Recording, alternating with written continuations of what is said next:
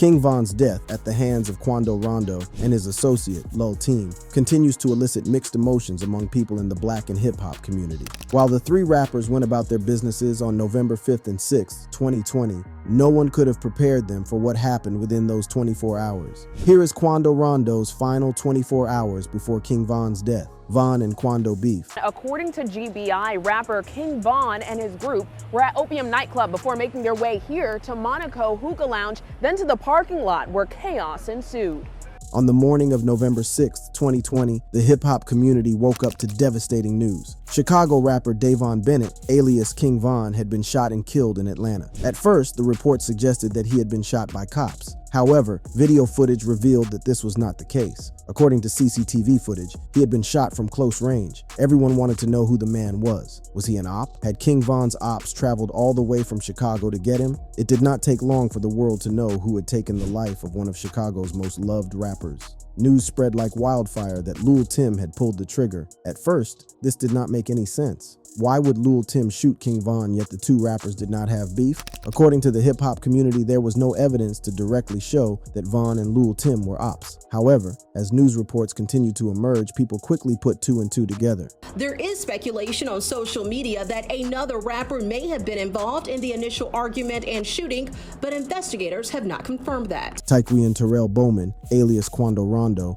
was also at the scene of the shooting. With this information, hip-hop fans started to connect the dots behind the shooting. However, the question still persisted: was there beef between Quando and Von? This may be a tough question to answer because of conflicting evidence on the internet. On one hand, it seemed that Quando and Von were cool with each other. In fact, video footage surfaced of Von and Quando clowning on Von's ops, 63rd Street. This was in reference to STL EBT, a set of the Gangster Disciples, which hailed from 63rd and St. Lawrence and 63rd and Eberhart on the south side of Chicago. Von was from the famous O Block gang, which controlled the 6,400 block of South Martin Luther King Drive. From the video, King Von tags Quando and adds the caption, "At Quando Rondo, my boy know how to we rocking." This showed that Quando and Von were more than cool with each other. However, reports revealed that down the line, Quando had started running his mouth behind the scenes. So what changed? What turned Quando from an ally into an op? Well, it had everything to do with his record label. Quando was signed to NBA YoungBoy's Never Broke Again label. It turns out Von and YoungBoy had been beefing for some time. According to fans online, the feud began when Von went on an Instagram live and clowned YoungBoy, stating that the Louisiana rapper was lying in his lyrics. The infamous words that sparked the beef were, "You got cap in your raps." YoungBoy talking about on this song, bro. What? You talking crazy on this man. Oh, yeah? He ain't even like that. Oh! On this nah. On this. Cap. You got cap in your raps. This was a bold move by Von, given that YoungBoy was among the most sought-after rappers with millions of fans. Well, later on, it would get worse. Shocking photos emerged of Von with YoungBoy's baby mama, Jania Meshel. Jania denied any rumor that insinuated that she had slept with Von and that they had only met up to do music. However, Von would continue taunting YoungBoy by posting on Twitter that he would reveal information that would make someone disown their kid. I'll post some on this that'll make MF cry and stop claiming their kids and all type of the post read. Knowing YoungBoy, fans knew that it was only a matter of time before he responded. He also recorded a song with Von's ex-girlfriend, Asian Doll. YoungBoy was not done as he posted a photo with his son with caption, "I'm gone, make sure that my son your daughter, since you trolling." Despite all this back and forth, Von had spoken to popular hip-hop commentator DJ Academics in an interview and revealed that there was no beef between him and YoungBoy. According to him, fans were reading too much into it. However, this would be disputed by his manager 100K Track after his tragic passing. In an interview with DJ Academics after Von's death, he revealed that there was a feud brewing behind the scenes between the two camps. According to him, Von had told his people that if he ever came across any of YoungBoy's people, he would treat them like a little boy. It is important to note that during this time, Von was fighting a charge with his friend Lil Durk, meaning that he couldn't handle a gun. Therefore, Von must have been referring to using fists in case he met anyone from YoungBoy's group. But if the beef was between YoungBoy and Von, how had Quando been dragged into the beef? Well, anyone who knows YoungBoy knows that he expects nothing short of 100% loyalty loyalty from all his artists and everyone around him. Having grown up in the streets, YoungBoy understands that loyalty is important to stay alive. Even his producers understand this. In an interview on my Honest Opinion podcast, YoungBoy's producer Double A explained that when he was given the NBA chain, he was told that if anyone had a problem with him, that person had a problem with the whole of NBA. Like he gave me an NBA chain, and I'm in Houston. He said, "Hey, say gangster." He said, you know what that chain come with?"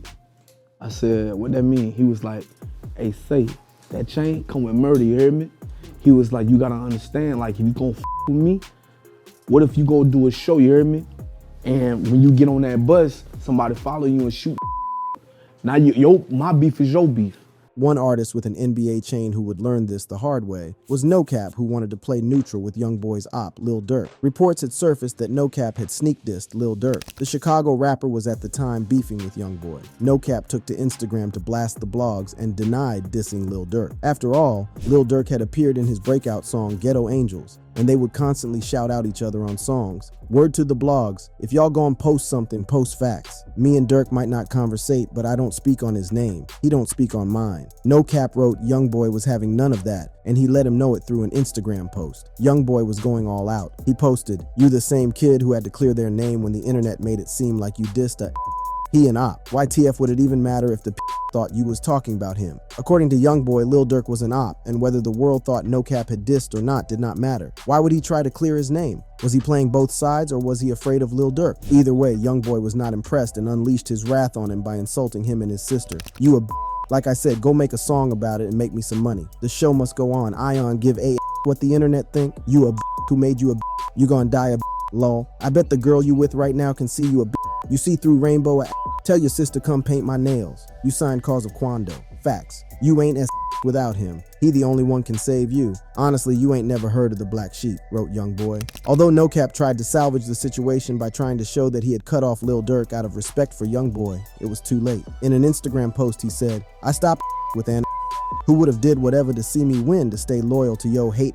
This incident showed that Quando had no option but to toe the line. This was even shown when YoungBoy had beef with Kodak Black. Kodak took to Instagram to diss YoungBoy after a fight involving two women at his house that left one of them with serious stab wounds. His baby mama Iyanna Mayweather had allegedly stabbed another one of YoungBoy's baby mama. Kodak took shots at YoungBoy's street cred after the incident, as it was reported that YoungBoy was cooperating with the cops. Kodak insinuated that cooperating with the cops made YoungBoy look weak. Kodak must have been mad after it was revealed that one of his exes was hanging out with the Louisiana rapper. As usual, YoungBoy was not about to take the disrespect lying down. He took to Instagram to blast his new ops. "Tell me why this spoke on me from jail. Why the even watching me?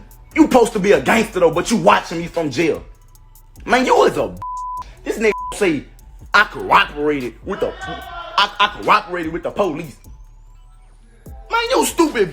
Quando inherited the beef by burning boxers from Kodak's brand, Sniper Gang, to show his loyalty to YoungBoy. Therefore, leading up to Von's death, Quando did not have any beef with the Chicago rapper. He had been involved through his association with YoungBoy. In fact, according to Quando, he was cool with one of Von's best friends, Lil Durk. Of course, this was before Durk and YoungBoy were beefing. Durk had featured in his track Safest with Quando, revealing that Durk had not charged him for a feature, something that he had been very grateful for since Durk was a bigger artist than him. According to Quando, there was no bad blood between the two camps. Dude never charged me for a feature, none of that, knowing he could've. Like, I looked at it, I'm like, this the big bro. Like, big bro, a legend. So, from my understanding, it's all love. Despite this, the altercation between Von and Quando would lead to the incident that has since changed his life, King Von's death. Clearly, he didn't go out to the club with the intentions of anything like this happening. He wasn't even trying to be out. Not much is known about Quando's final 24 hours before Von, since he deleted posts, hid comments on existing posts, and was inactive on social media for long after the death of the Chicago rapper. However, an interview he did with Angela Yee addressing the issue is enough to give a detailed account of that day. But one thing is for sure, he did not plan for anything that took place that night. Quando Rondo's life before music and fame was not the best. He was in and out of juvenile detention because of various crimes. Well, that would be considered true for his friends. Among them was Lil Tim. Quando and Lil Tim met before the former earned his stripes as a rapper. Naturally, once he blew up, he brought Lil Tim into the fold as part of his crew. Everyone in the hip-hop industry knows how important it is to have close friends around, especially for protection. Lil Tim's life before all this was crime-ridden. Having graduated high school at Jenkins High School in his hometown in Savannah, no one thought that the talented football player would turn to a life of crime. While not much about his criminal record is known, Lil Tim was arrested and charged with attempt or conspiracy to violate Georgia Controlled Substance Act, theft by receiving stolen property, and obstruction. Earlier that year, Savannah Police Department's Strategic Investigations Unit launched an investigation into possible narcotics activity at a residence in the 1200 block of E 33rd Street. On August 7th, detectives conducted a search warrant at the residence, where officers seized more than $16,000, 15 pounds of marijuana, and 2 firearms, one of which was determined to be stolen. This information is crucial in King Von's death. See, according to Quando, Lil Tim had just gotten out of jail and he was eager to go into the club and have fun. He just wanna, you feel me? He just got out of prison. He just want to have fun. Turns out that Quando didn't want to be there. However, since his right-hand man was fresh from prison, he had to turn up with him. This may be supported by the fact that earlier, on the 5th of December, Quando spent time with his daughter, Italy Naomi, and posted a photo of them together on Instagram and captioned it, "It's us for me." Most probably, he wanted to spend more time with her, but had to pull up for his man Lil Tim. When Quando, Lil Tim, and a few other associates got to the club, Quando was hesitant to go in. I said, I'm not going in the club. Excited since he was a free man, Lil Tim wanted to flex his new watch in the club and find himself a girl for the night. My little brother's so thirsty, like, boy, there's a assholes out here. I got the new Cartier watch, this and that. He just wanna, you feel me? He just got out of prison. He just wanna have fun. Seemingly uninterested in entering the club, the rapper told Lil Tim to go inside and get himself a girl. He was only willing to stay for 15 minutes. I said, I'm not going in the club. I said, little boy, go in there, find you a little female or whatever, cuz. I'm like, you got 15 minutes, cuz. And I'm dipping. We about to go to the house. In the meantime, he wanted to take a nap in the car. However, Lil Tim was not about to let his man sleep in the car by himself. According to Quando, Lil Tim offered to stay with him. He like, little boy, Lil Tim tell me, little boy, I'm not about to let you go in no club. He be like, no, little boy, I'm not about to let you sit in no car and go to sleep. Right, by yourself. You feel me? I'm about to sit in and roll up. While this was happening, another major event was taking place in a different part of the city. King Von was at the Opium nightclub for an album release party. He had just released his first and highly anticipated album, Welcome to O Block. The sequence of events that took place next is hard to explain to this date. Being from one of the most dangerous neighborhoods in Chicago, Von followed strict security procedures. Von knew how to move to avoid getting caught lacking by his ops, something that his manager said he had never seen with any other artist he had worked with. For example, his usual entourage consisted of 3 armed security guards and close to 15 of his hood guys. According to Von's manager, the O Block guys that Von kept around him at all times loved the rapper so much that they protected him, better than any security guard would. They would die for Von since he had helped them ever since he got rich and famous. They had such a tight relationship that 100K Track entrusted his client's life with the O Block guys more than he did with security. However, that night, Von threw all caution to the wind. He ignored all security protocols that they had. Track knew that after leaving the club, the group would all be heading back to their rented Airbnb. However,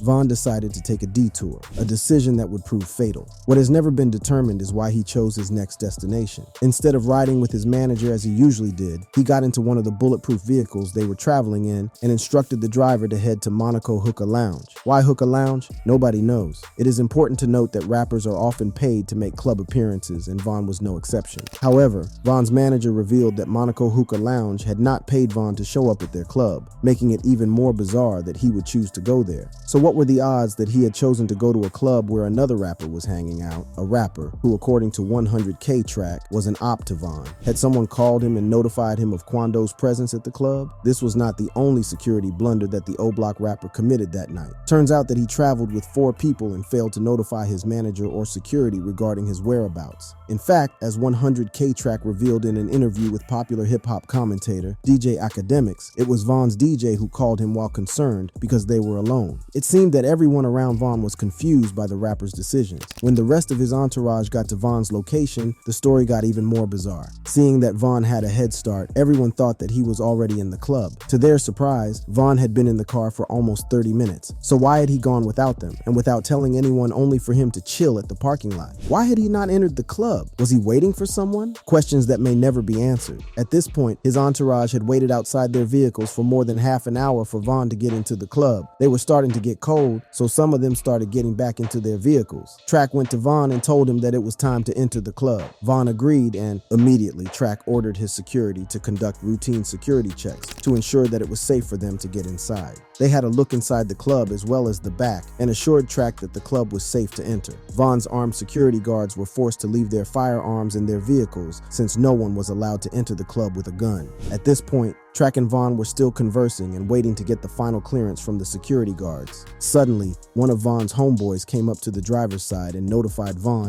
that he had just seen Quando Rondo. In a split second, Von was out of the car and heading toward Quando's direction. At this point, Quando was out of his car as he waited for the other car they had come with to park. Now I'm about to walk off and go stand by the other individual that I came with. I'm going to stand by his car.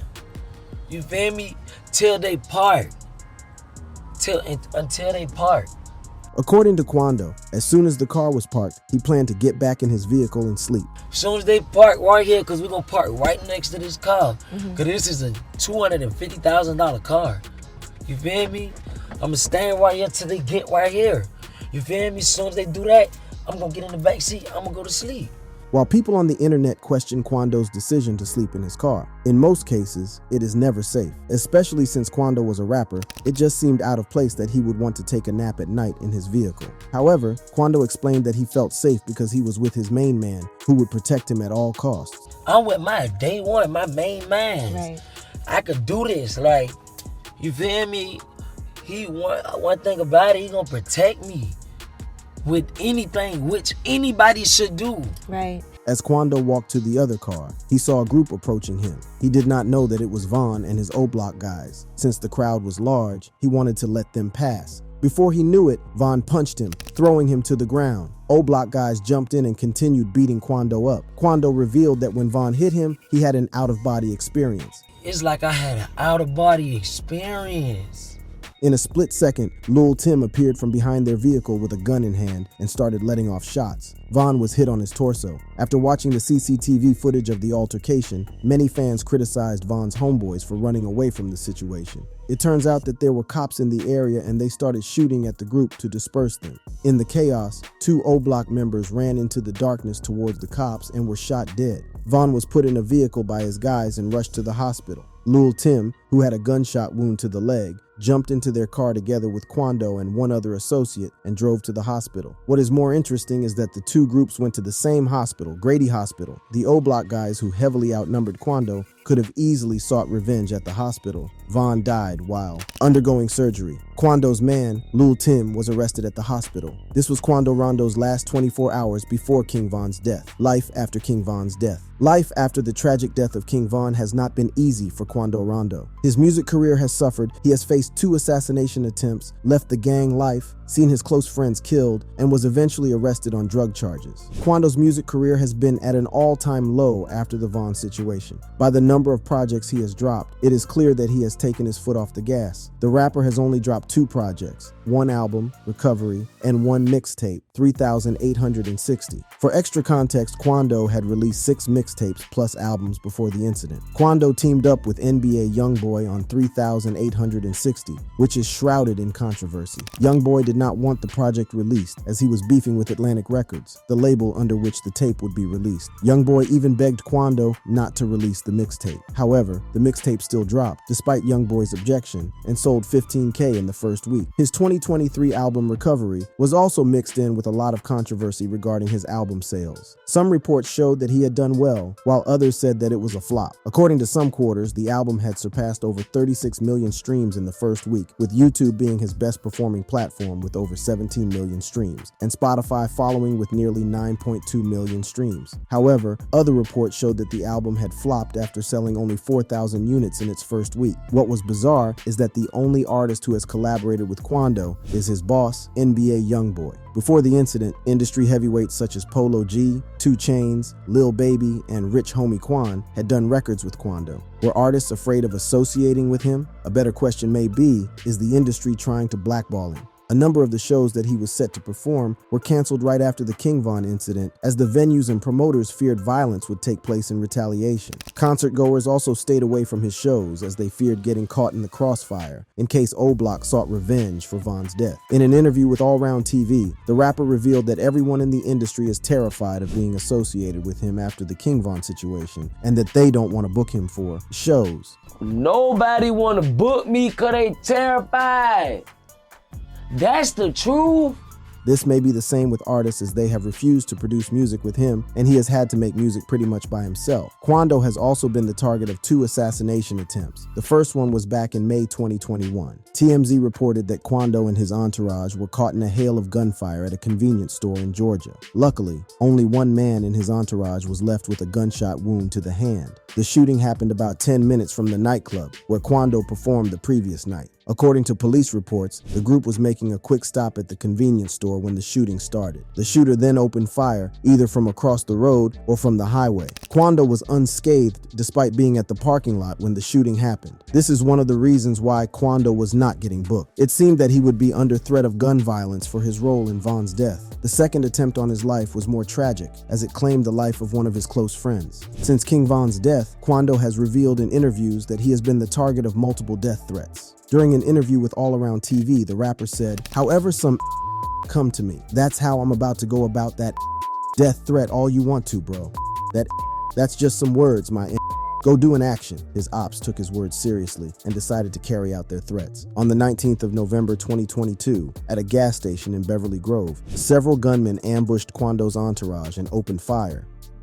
New details tonight in a deadly shooting near the Beverly Center. We've learned the victim is a friend of rapper Quando Rondo. Fortunately, Quando Rondo was not shot. However, numerous reports suggest that he was the intended target. Unfortunately, a member of Quando's entourage was hit. His friends loaded him into the black SUV and drove about a mile to West Hollywood, where they were stopped by police officers who were responding to the shooting scene. Cops gave CPR to the victim, who was breathing but not conscious. Video of Quando screaming as they pulled the body out of the car quickly went viral on social media. An ambulance rushed the victim to the hospital. However, he succumbed to his injuries and died. Quando later identified the victim as Lil Pab after sharing a photo posing with him on Instagram. The shooters fled in a white sedan, as no arrests have been made yet. Losing a close friend must have devastated the young rapper, as he took to social media to denounce his affiliation with the Rollin' 60s neighborhood Crips gang. "It's time for me to spend time to myself and free myself from a lot of people," the rapper posted. According to him, the gang had not been loyal to him and had failed to protect him from his ops. "I'm not jump out gang either. Ain't no loyalty in this I'm my own man. I laid my flag down. I'm not NH. Y'all ain't gonna ride for a N. It's no sense being a part of y'all. It's y'all left for the opposition. Idgaf who feel hit at you. And if you can't feel where I'm coming from on this, you AB ass, cause it don't take rocket science to see what going on. Everybody already hate me. I ain't tripping on the extra hate. I'm about to focus on my family, the ones who gon' really drop a tear if I die." Overall, Quando has tried his best to move on from the King Von incident, as he does not even like to talk about it in interviews. In his latest interview with Say Cheese, Quando was asked to narrate the events that transpired the day King Von died. But I do want to talk about the night of the situation where you were in Atlanta at the nightclub. You walked up to King Von to dap him up. Can you take us through that night? I don't even remember that night. Quando's answer to the question surprised many. With all that he had faced after King Von's death, people thought that he would use this opportunity to try to clear his name or distance himself from Von's death. However, it seems that he is tired of being on the defensive. However, he took his gloves off when Lil Durk dissed Lil Tim. In an interview with DJ Academics, Lil Durk said that King Von had been killed by a nerd type. In his words, when a real gangster get took out by a nerd type. According to Durk, Lil Tim was not on Von's level. He wasn't as gangster as Von. It is important to remember that after Von died, a lot of his crimes were unearthed, including the murder of one of the most feared female assassins in Chicago, Gakira Barnes. The Chicago rapper was even described as hip-hop's first serial killer. Quando Rondo did not appreciate Durk insulting Lil Tim. He took to Twitter to respond to Dirk and insinuated that the nerds he referred to had taken out 7 O-Block guys in 2022. The nerds got 7 of them last year, the rapper tweeted. Was Quando capping, or had they taken out 7 O-Block guys? According to sources, Quando must have tweeted to protect Lil Tim's image. This is because a closer look at the shootings or deaths in O-Block, there is little evidence to back up his claim. Most importantly, there were no reports of O-Block members being shot or killed. More recently, Quando has been on the wrong side of the law. Savannah Rapper was arrested on June 16th alongside 18 other people. They were listed in a multiple-page indictment that included 49 counts of drug charges, gang affiliation, and the illegal use of cell phones. All 19 individuals are being hit with multiple charges each. According to the Chatham County District Attorney's indictment, the drug deals occurred between October 2022 and June 2023. Quando allegedly told another defendant to negotiate a drug sale and then traveled to Macon, Georgia on June 4th to pay a marijuana supplier. Several other accomplices are said to have gone to Atlanta to pay for more marijuana. Quando was charged with 2 counts of conspiracy to violate Georgia's controlled substances law, 1 count of participating in criminal activity affiliated with a street gang, and 1 count of illegal use of a cell phone to facilitate a drug deal. The rapper is also being accused of violating the Street Gang Terrorism and Prevention Act for his role as a manager of the local set of the Rollin' 60s Crips gang. This brings to doubt the claims that he had made on his social media that he had left the gang after failing to protect him from his ops. Before his arrest, Rondo had a message for his family, letting them know he'll be home soon with a tweet that read, "I love you, Paris, Italy. Kia, my mama Tess, my grandma Frida, I'll be back." If you enjoyed this video, click on the boxes playing on your screen to watch similar content.